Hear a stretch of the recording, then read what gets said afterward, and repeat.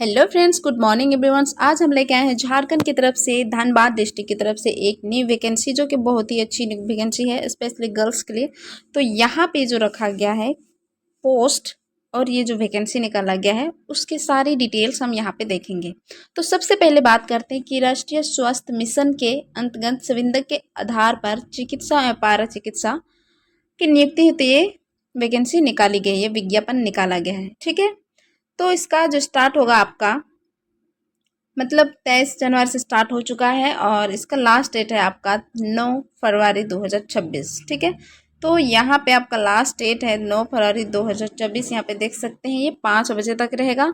नीचे बात करते हैं इसका सिलेक्शन प्रोसेस। तो योग्यता में रखने वाली जो कैंडिडेट उसके पास आवश्यक प्रमाण पत्रों की फोटोकॉपी होना चाहिए। ठीक है, जाति प्रमाण पत्र, जन्म तिथि से संबंधित मैट्रिक का सर्टिफिकेट होना चाहिए। साथ में स्थानीय निवासी मतलब आपका रेसिडेंट भी साथ में होना चाहिए ताकि ये कंफर्म हो सके कि आप झारखंड के निवासी हैं। ठीक है, उसके बाद यहाँ पे आपको ये पोस्ट पे अप्लाई करना है तो कहाँ पे जाना पड़ेगा या फिर कहाँ पे भेजना पड़ेगा। तो ये जो देख सकते हैं यहाँ पे एड्रेस दिया गया है, सादर कैंपस कोर मोड़, सिविल सर्जन कार्यालय धनबाद, पिन कोड 82,601। ठीक है, तो यहाँ पे जाके आप खुद जमा कर सकते हैं या फिर पोस्ट ऑफिस के द्वारा भी, स्पीड पोस्ट के द्वारा आप यहाँ पे अप्लाई कर सकते हैं। लेकिन याद रहे यहाँ पे आपका जो लास्ट डेट है वो आपका 9 फरवरी 2026 तक ही है, तो इसीलिए आप लोग जाके ट्राई कर सकते हैं। ठीक है, पॉइंट नंबर 2 में हम यहाँ पे देखेंगे कि आवेदन शुल्क कितना है। तो आवेदन हेतु प्रत्येक पद के लिए यहाँ पे शुल्क 400 रखा गया है और जो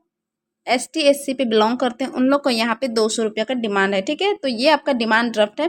तो डिस्ट्रिक्ट हेल्थ सोसाइटी धनबाद के नाम से ही दिया होगा, यहाँ पे आपका एक्स्ट्रा फी नहीं लिया जा रहा है। ठीक है, तो यहाँ पे आपका सिलेक्शन प्रोसेस क्या होगा। तो सबसे पहला आपका होगा रिटन टेस्ट, उसके बाद स्किल टेस्ट। ठीक है, तो ये दोनों मैटर करता है दोस्तों। लेकिन अगर मैं आजकल की बात करूँ तो आजकल एजुकेशन से मोस्ट इंपॉर्टेंट स्किल टेस्ट को माना जाता है। तो जिसके पास स्किल है उसके पास जॉब है, टैलेंट है, सब कुछ है। ठीक है, तो मैं जहाँ तक बोलूँगी कि आप लोग को कि आपके पास स्किल टेस्ट होना चाहिए। ठीक है, उसके बाद ही आपका यहाँ पे सिलेक्शंस होगा। तो यहाँ पे सारे डिटेल्स मैं बता चुकी हूँ और सभी उम्मीदवार निबंधित डाक स्पीड पोस्ट के द्वारा आवेदन पत्र भेजना सुनिश्चित करेंगे। तो ये भी क्लियर कर दिया गया है कि आप लोग स्पीड पोस्ट के द्वारा ही भेज सकते हैं।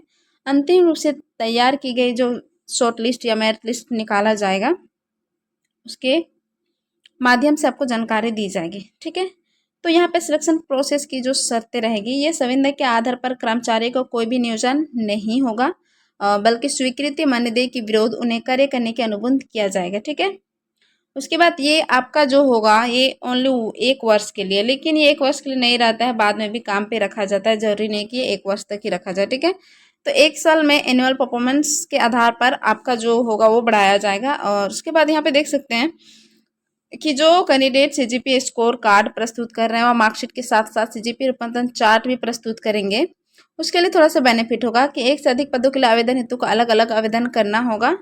तो ये सारी चीज़ें मैं क्लियर कर चुकी हूँ।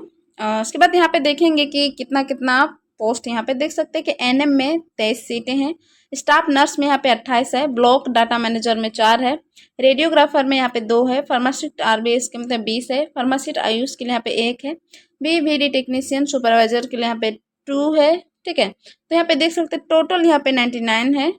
ठीक है, उसके चयन के लिए एज कितना होना चाहिए। तो दोस्तों यहाँ पे जनरल के लिए मिनिमम एज 21 और मैक्सिमम 35 होना चाहिए। EWS के लिए यहाँ पे मिनिमम एज 21 और मैक्सिमम 35 रखा गया है। ST SC के लिए पे देख सकते हैं 40 रखा गया है, तो थोड़े से यहाँ पे उन लोगों को बेनिफिट मिलता है। ठीक है, और डिग्री क्या होना चाहिए, यहाँ पे देख सकते हैं कि NM के साथ साथ 10+2 होना चाहिए, NM कोर्स होना चाहिए, वो भी झारखंड नर्सिंग कोर्स मतलब झारखंड से किया गया था। इसको लेकर सैलरी बात करते हैं तो NM का यहाँ पे सैलरी आपका है 12,500 रुपया। ठीक है, तो NM का जो सैलरी है वो कितना है, 12,500 रुपया।